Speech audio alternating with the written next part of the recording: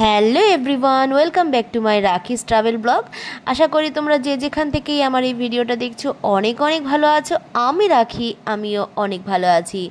আজকে আমি চলে এসেছি তোমাদের সাথে একটা নতুন ভিডিও নিয়ে। আজকে আমি এসেছি শ্রীভূমির প্যান্ডেল হপিং করতে। তো তোমরা চলো আমার সাথে প্যান্ডেলটা গিয়ে দেখে আসি, আর আলোকসজ্জা কেমন করেছে সেটাও তোমাদের সাথে শেয়ার করব। তো চলো ভিডিওটা স্কিপ না করে দেখতে থাকো আমার সাথে। ভিআইপি লেক টাউন ক্লক টাওয়ারের কাছে আমরা দাঁড়িয়ে আছি রাস্তার ওই পার হব বলে। আর দেখো পুলিশরাও কিন্তু গার্ডেড রয়েছে। আর রাস্তা পার হয়ে গেলাম, তারপরে শ্রীভূমির যে মেন গেটটা সেই গেটটা দিয়ে আমরা ঢুকে পড়লাম। আর দেখো প্রথমে ভিড় তেমন ছিল না, আমরা হেঁটেই যাচ্ছিলাম। আর এই যে আলোকসজ্জা দেখো, এখানে সুন্দর সুন্দর আলোকসজ্জার জন্যও কিন্তু খুবই বিখ্যাত এই শ্রীভূমি। এছাড়া প্যান্ডেল ঠাকুর তো খুবই সুন্দর। এবারে পুজোর থিম করেছে তিরুপতি বালাজি টেম্পল। আর কি সুন্দর যে প্যান্ডেলটা করেছে সেটাও তোমাদের সাথে আমি শেয়ার করব। আর এখানে দেখো আলোকসজ্জা খুবই সুন্দর। আর আমরা তো হেঁটে হেঁটেই প্রথমে যাচ্ছিলাম, তারপরে হঠাৎ করে শুরু হলো বৃষ্টি। আর বৃষ্টির মধ্যে কি করব, আমরা না পারছি ওখান থেকে বেরোতে, না পারছি ঢুকতে।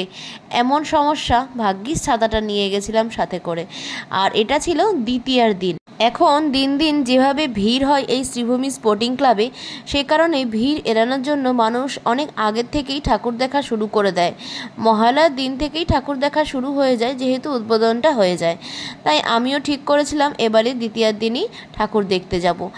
তবে শ্রীভূমিতে গিয়ে কিন্তু সত্যি মনটা কিন্তু ভরে যায়, এত চারিদিকে আলোকসজ্জায় সজ্জিত। তারপরেই শুরু হলো অঝোর ধারায় বৃষ্টি। আর এই দেখো আমরা লাইনের মধ্যে দাঁড়িয়ে আছি, আর জোরে বৃষ্টি নেমে গেছে। সেই সময় কি করব, ভাগ্যিস হাতে ছাতাটা ছিল। আর এই দেখো কি অবস্থা, সবাই বৃষ্টিতে ভিজছে। কিছু কিছু মানুষ তো ছাতাও নিয়ে যায়নি, ছোট ছোট বাচ্চাগুলোও ভিজছিল। অনেকক্ষণ লাইনে দাঁড়ানোর পরে তারপরে আবার যখন লাইনটা ছাড়লো, তখন মানুষ আবার চলতে শুরু করলো। আমরা কিছুক্ষণের জন্য একটা শেডের তলায় দাঁড়িয়েছিলাম। তারপর যখন আবার বৃষ্টিটা একটু কমে গেল, তখন আমরা চলতে শুরু করলাম। এই দেখো আমরা সবাই দাঁড়িয়ে আছি একটা শেডের তলায়, পুরো ভিজে গেছিলাম যতই ছাতা থাকুক না কেন। এরপরে এত কষ্টের পরে যখন প্যান্ডেলটা দেখলাম না, সত্যি একদম চোখ কিন্তু ভরে গেল। খুব সুন্দর লাগলো প্যান্ডেলটা। চারিপাশে দেখো আলোকসজ্জায় সজ্জিত, খুব সুন্দরভাবে প্যান্ডেলটা বানিয়েছে। শুধু বাঁশ আর লাইটের সাহায্যে এত সুন্দর একটা প্যান্ডেল বানিয়েছে, দেখো মনেই হচ্ছে না যে এটা একটা প্যান্ডেল। এটা সত্যিই মনে হচ্ছে তিরুপতি বালাজি টেম্পল। দেখো তোমাদেরকে ভিতরেও নিয়ে যাব ধীরে ধীরে। তো তোমরা আমার সাথে থাকো আর দেখতে থাকো ভিডিওটা। তোমাদের যদি ভালো লাগে, আর যদি নতুন কোনো বন্ধু এখন এসে থাকো, অবশ্যই চ্যানেলটাকে সাবস্ক্রাইব করে দিও এরকম আরও অন্য অন্য নতুন নতুন ভিডিও দেখার জন্য। তোমাদের একটা লাইক, কমেন্ট আর সাবস্ক্রাইবে আমি কিন্তু নতুন নতুন ভিডিও করতে উৎসাহিত বোধ করি। আমি ধীরে ধীরে যাচ্ছি, দেখো লাইনের মধ্যে আছি, দেখতেই পাচ্ছ কত ভিড় আছে। আর বৃষ্টিও হচ্ছে তার সাথে সাথে। আর এই দেখো আস্তে আস্তে প্যান্ডেলের ভিতরে ঢুকছি। তবে হ্যাঁ, শ্রীভূমির প্যান্ডেল যেমন সুন্দর হয়, আর একটা কিন্তু জিনিসও এখানে কিন্তু খুব সুন্দর হয়। কি বলো তো, এখানে ঝাড়বাতি, একবার ঝাড়বাতিটার দিকে লক্ষ্য করো।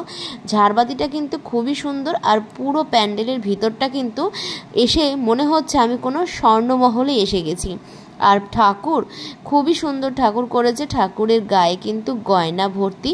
আর ঝাড়বাতিটা প্রত্যেকবারের মতন এবারেও কিন্তু খুবই সুন্দর হয়েছে। আর পুরো প্যান্ডেলে ভিতরে দেখো বিভিন্ন মূর্তি রাখা রয়েছে। আর ভিড় তো প্রত্যেকবারের মতন একই রকম হয়। আর দেখো একবার ঠাকুরের মূর্তিটা খুব সুন্দর, খুব সুন্দর ঠাকুরের মূর্তি। তোমাদের কেমন লাগছে অবশ্যই কিন্তু আমাকে কমেন্ট করে জানিও। তবে একটা জিনিস আমার কাছে কিন্তু খুব ভালো লাগলো, প্রত্যেকবার প্যান্ডেলে এত ভিড় হয়। যদিও সেদিনকে আমি সপ্তমী অষ্টমীতে দিকে যাই, এবারে কিন্তু দ্বিতীয়ার দিকে গেছি, আমি তোমাদেরকে আগেও বলেছি।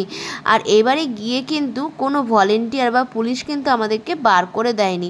আমি কিন্তু মন ভরে ঠাকুরকেও যেমন দেখতে পেয়েছি, তেমন কিন্তু প্যান্ডেলটাকেও মন ভরে দেখতে পেয়েছি। আর দেখো সবাই খুব সুন্দরভাবে দাঁড়িয়ে উপভোগ করছে ঠাকুর। এরপরে আস্তে আস্তে বেরিয়ে বেরিয়ে আসলাম। আর বাইরের লাইটিংটা, এটা বেরানোর পথে দেখো লাইটিংটাও কিন্তু খুবই সুন্দর, মা দুর্গার চোখ করেছে।